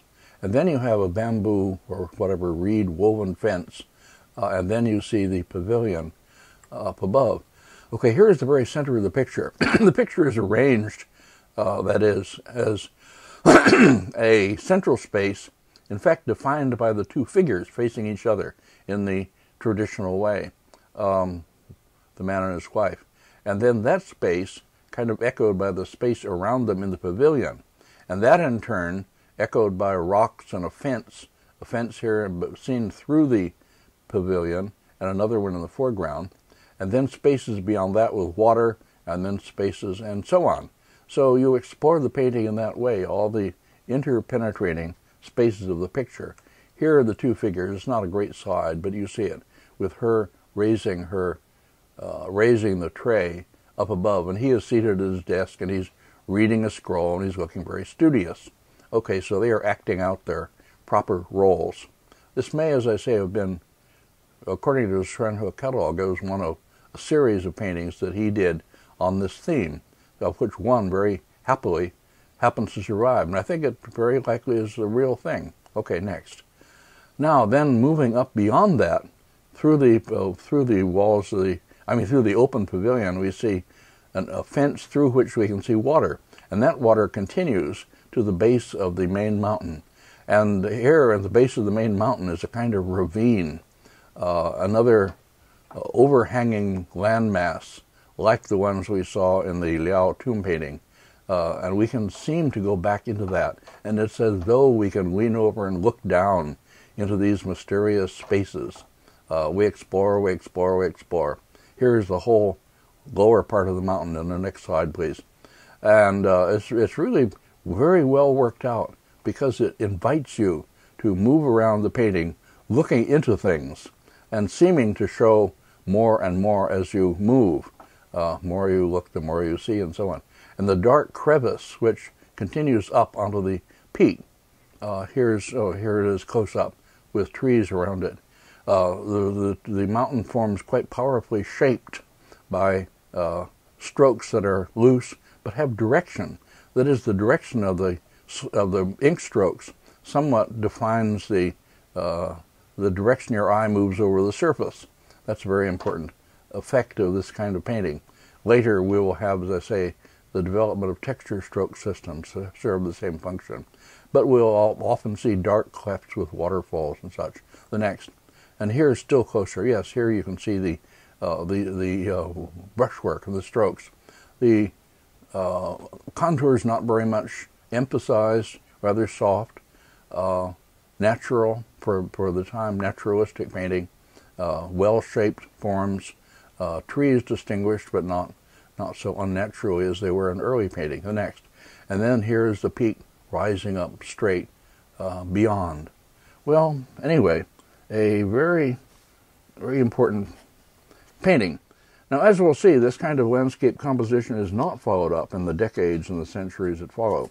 As we move into the early Sung period, artists of that time, that later time, seem to have had very different aims, and they pursue them into styles that give up much of what the Five Dynasties masters had achieved in pursuit of what they took to be deeper, more philosophical or more metaphysical goals. But before we go on to them, that will be in the next lecture, I'll show, to end this one more 10th century painting that exemplifies in its way this the more you look, the more you find kind of composition. And that is, the next please. Here, this is taken from a reproduction. This is a painting in the Shanghai Museum, and it's titled, for reasons you see, "A Flour Mill Powered by a Water Wheel Built Over a Canal Lock."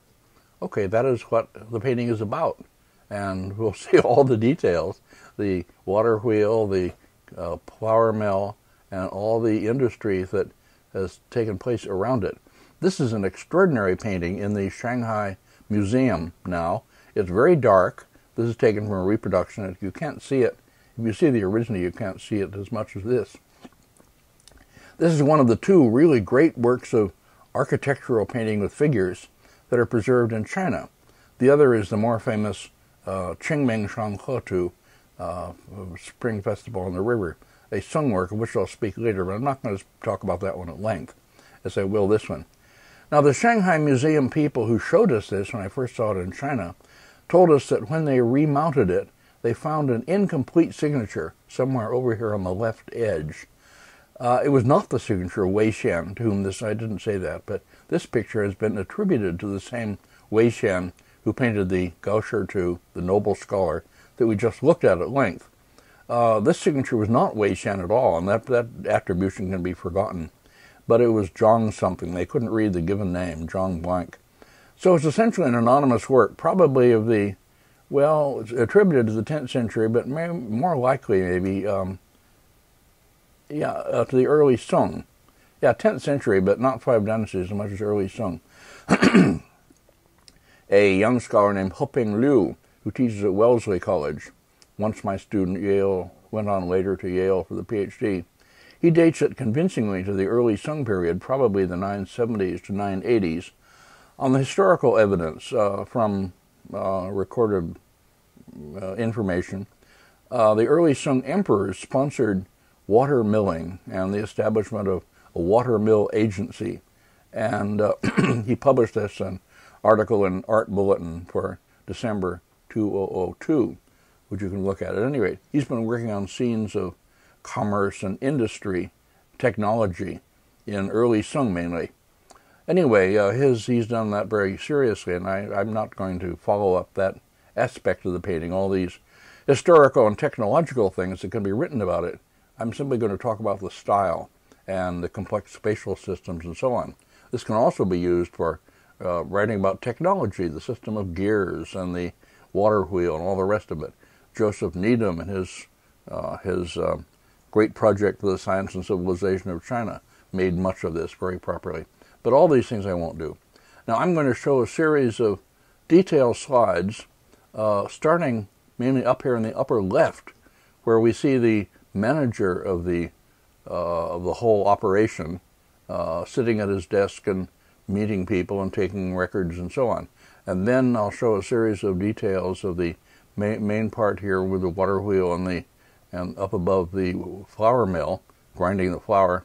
And then peasants are bringing, or farmers are bringing, sacks of grain to the mill to be ground into flour, and they are arriving in boats and in wheelbarrows. In the foreground, you see a whole road here going across a bridge among the trees on the wheelbarrow. I mean wheelbarrows and ox carts. We see both of them in this painting. And then on the lower right, it's really very extraordinary, and I'll show slides of this. People who have made their money by selling the grain or whatever, officials especially, are able to go to an inn over here in the lower right, a wine shop and restaurant and so on. This structure here, which looks like some kind of construction, is really advertising something. We're advertising a wine shop, and I'll show details of that. One very like it appears in the Qingming Shanghutu. Okay. All right then, so much for that. I'll start now on details. My colleague Richard Barnhart, by the way, is much more committed than I am to continuing the traditional emphasis on the great masters of the period, Dung Yuan and Zhu Ran and Jing Hao and the rest of them, referred to the phenomenon that I've been trying to define, this pursuit of spatially intricate compositions that are to be explored visually. He referred to it as, quote, empty spatial gimmicks. Well, we had an exchange on this subject at a symposium in 1970. I respect his view, as always, but my view is different. My view is that for their time, these were anything but empty spatial gimmicks.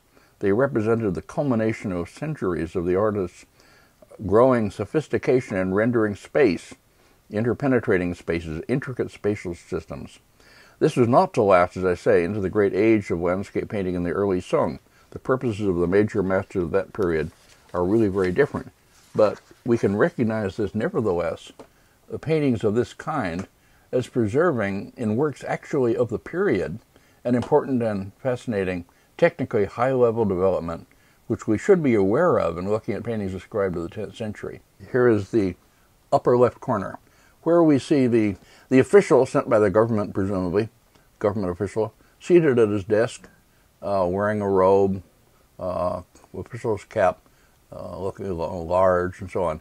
And beside him, hunched over and as if a bit subservient or servile, a merchant maybe, or another official, whoever it is, offering him something. And this official is keeping track of the whole operation and all the finances and all the rest of it. So he's in charge of all this. And he looks out over the scene as though he, commands everything he can see, which he does. Okay, and down in front of him here are various lower class people working out with the piles of grain, loading it, and so forth, carrying sacks of grain, etc. Next. Now here you see the main central part with the apparatus. And this, as I say, is of great interest to people who are interested in technology. And this was at the beginnings, or toward the beginnings, of a great age of the development of technological things in China, and what we would call a proto-science. That's the whole subject, as I say, of Joseph Needham's great series of books, which he did with collaborators. I won't get into all that again, but okay. This kind of thing is very important. Down below, the water fed into it from the canal lock turns the wheel, another wheel turning another apparatus. I'm not sure what this does up above, but the main one anyway is connected by this tall pole, whatever, to the water mill. And up above, to the left of it, you see two people working and various other servants. One of them here is wearing a loincloth behind. They're close up. This is the upper part. The two wheels, those two stone wheels, one grinding against the other, and the servants pouring the grain into it through a kind of funnel, and it goes into the space between the two wheels and is ground, and then you see the flour on the below as it falls from the grinding wheels, and you see a kind of scoop with which they would scoop it up and put it in sacks and take it away and so on. Okay. Also, the architecture, as in other paintings I've shown, is shown very in great detail here. Next, down below. Now, the lower right portion of the scroll, here in the above, you see more servants carrying sacks of grain and scooping it up and measuring it and so on. And then people coming by boat and landing at these landings from which they can carry the grain sacks up above, and then across the stream or river or whatever it is this inn with this construction in front, which, as I say, is a sort of advertising, really. I mean, it's proclaiming this to be an inn to attract people. It's not a construction, in other words. And it's built presumably out of wood or bamboo members. A quite intricate piece of drawing. You imagine trying to draw something like this with, things seen through things. Well, we'll see as we go along. The next, please. Now, in the upper story of this inn, here at the sort of upper right, people are having a banquet in this upper room, and you see them through the window. And then over here on the left is a figure seen through another open window, half seen. Figures half seen in the doorway zone are popular in early Chinese art. You could make a whole lecture out of those, a number of them, and they attract us with their color. So we look we look inside this building, so to speak, and are able to see what is going on inside. The artist also makes us feel as though we were looking down into spaces between the buildings. Again, the next, please. Here's this, as I say, something that encourages exploration. And you actually see between the roofs various bits of architecture and whatever is down below. So it really encourages, as I say, it almost demands this kind of looking and finding more and more. And here you see, by the way, at the left, this construction.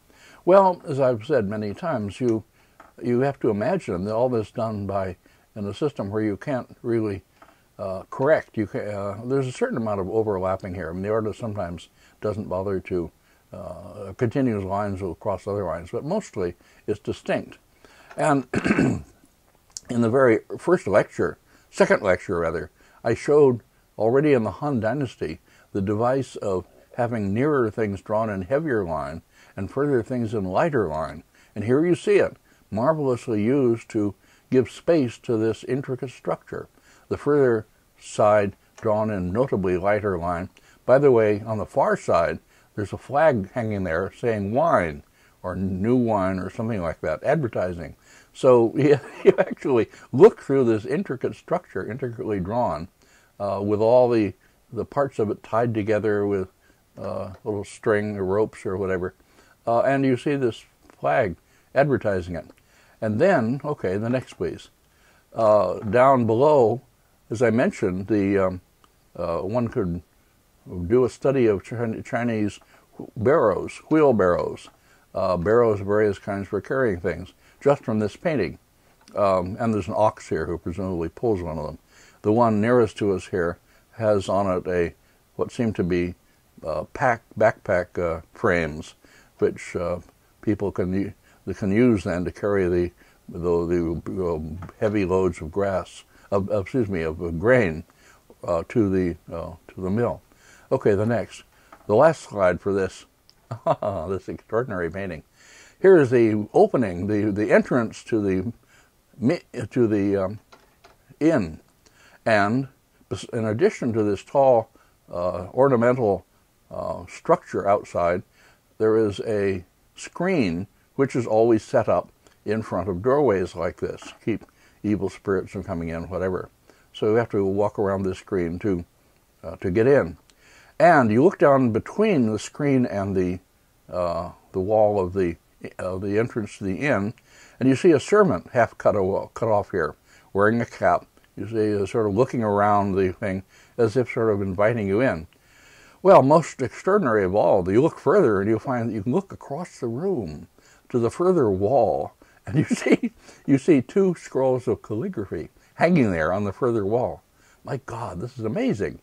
I mean, it really, what the artist shows you and the invitations that the artist offers to you are quite amazing. And it seems you never quite exhaust the spaces and the intricacies and the details and the rewards of looking that this scroll offers. You do see, by the way, a much foreshortened sign saying new wine. Is there some kind of wine anyway? Advertising wine on the frame. Okay, enough for that. Enough for that quite amazing painting. Now, finally for this lecture, I want to show a painting that has virtually nothing to do with these before, but I want to show it anyway because I take it to be a fine and neglected, genuine work of the 10th century, probably, or maybe 11th century, anyway, from the Liao dynasty. And as I said, the Liao were a non-Han Chinese people, Khitan. Khitai was their realm, and Khitai is what gave rise eventually to the name Cathay, which is an old word for China, still used for restaurant names and so on. Cathay, Khitai, and the Khitans named their dynasty, which they founded when they came down and took over much of the northern or northeast areas of the area we think of as China, as the Liao dynasty. Okay, anyway, the Liao or Khitan dynasty lasted until the beginning of the 12th century, when they were replaced by another nomadic people, and I'll talk about that. Anyway, this is a fine and I think genuine hand scroll by the most famous of the Liao artists, an artist named Hu Huai, or Hu Gui, differently pronounced, Khitanese painter, not Han Chinese that is, who was active in the early 10th century. It's a painting that has early colophons, or early inscriptions, going back to, the first one is 1145, mid-12th century. It's in the Palace Museum, the National Palace Museum in Taipei, but absolutely no attention paid to it. They have exhibitions of early painting, it isn't there. They publish books on early painting, it isn't there, and so on. I've been going about touting this painting for a long time, but nobody pays any attention. It just doesn't look like a great Chinese painting. Okay. Cao Xingyuan, my wife, gave a paper on it at a conference organized in Hohhot in Inner Mongolia, organized by mainly by our friend Emmy Bunker. And Xingyuan's paper was published afterwards in Wenwu magazine, called Cultural Properties magazine. So far as I know, nobody else has paid much attention to the scroll. I use it often in lectures, I talk about it, I reproduced a section of it in one of my books, and so on. Well, here is, I don't have slides of the whole scroll. I have three details or sections. Here near the beginning of the scroll is a gate and a pass you set in the upper part here, and a procession of people carrying banners about to make their way through this gate. It might be a pass that leads into the Chinese territory between the space of the Khitan or Liao dynasty and the Chinese. There was a lot of back and forth going on, emissaries and so on, and commerce between the Chinese territory and the Liao. So that may be what's happening here. They're on their way out to confront the Sung or whatever. And it's a rather bleak picture. The landscape parts are done in the same system, repeated contours and informal shading or loose brush strokes to shade from one to the next, shaping the earth masses in the same way. Somewhat damaged, but not so bad for a painting which I believe to be really of the 10th or 11th century. Bare trees and such. The next, please. Here another slide from the scroll. I don't have the slides of the whole scroll, as I say, but this is a large section of it, showing a landscape that stretches off more or less flat into the distance only with rises of earth, drawn with contour lines repeated, going back shaded from one to the next into the far distance. This is like the grassland that you see, in fact, in the northern areas of China where the Liao people lived. Very much like what we saw when Xingran and I made a journey outing from the Hohhot, where the conference was, up into the grasslands. Well, it doesn't have the grass here. It looks rather bleak, but in fact it's flat like this and so on. And over this is spread all the interesting detail of this part of the painting. That is the horses and camels used by the Liao people, the warriors themselves, a number of them seen, a group of geese over here, and beyond a hut. Actually, hut is a word we take not from Pitons, but from Mongols, yurt. Anyway, it's a Mongol word originally. But the hut, I mean a construction of a kind that you can knock down and carry along with you, such as the nomadic people took with them when they traveled.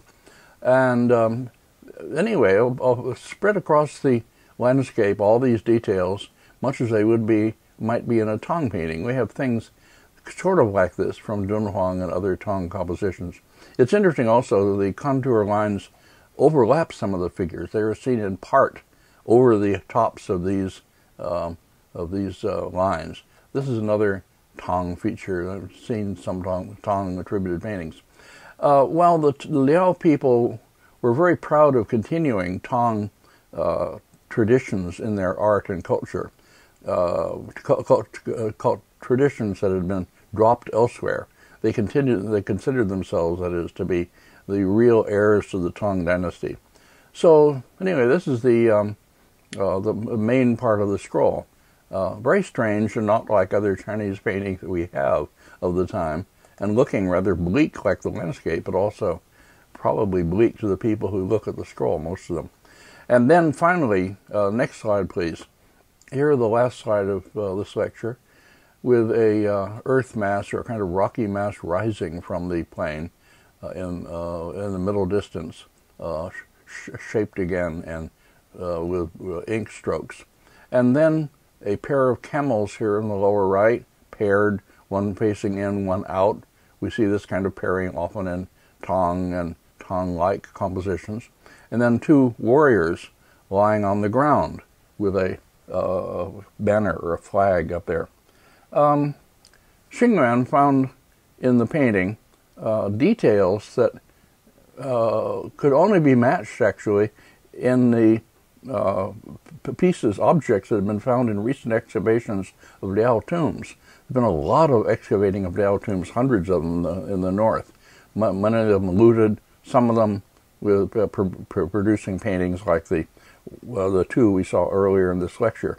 At any rate, in this painting are details such as a belt with appendages that matched perfectly the objects in recent excavations, in which the artist could not have known except through first-hand intimate knowledge of Liao culture. So that again confirms the attribution of this to a Liao artist, who, whether it's Hu Gui or somebody else, we don't know. That's but at any rate, it's a very early and important painting, and a quite neglected painting. Okay, and with that I end this lecture. The one that will follow, Lecture 6, is going to deal with works ascribed to the great landscape masters of the 5 dynasties. That is the same period we've been looking at, but ascribed mostly with shaky evidence. A very different group from what we've seen in this lecture, which has mostly been paintings that are either from the 5 dynasties or, I think, reliably after 5 dynasties paintings. But these works ascribed to the great masters that will be in Lecture 6 are important also in their own way for understanding the great development of landscape painting that follows as we move into the Sung dynasty, and leaves behind much of what we've seen in this lecture. As I say, this is not really followed up. You can't find much of anything like it in Sung. Even a painting like the Qingming Shanghetu of architecture and so on has a few places where you look into buildings, but nothing like what we've seen. We will also move further into the realm of what can be called pure landscape, in which human subjects are highly conventionalized or absent altogether. That has not been true of any of the paintings that were considered in this lecture. Even when they offered well-developed landscape settings that occupied a lot of our attention, they all had prominent human themes: a man entering a Taoist paradise, or a famous scholar and his wife living in seclusion, or the lives of fishermen on the river. That will no longer be true of some of the landscapes that we're going to see in the next lecture. In that sense, too, we will be witnessing then a major new development in our principal theme, Chinese landscape painting. Okay, so much for today.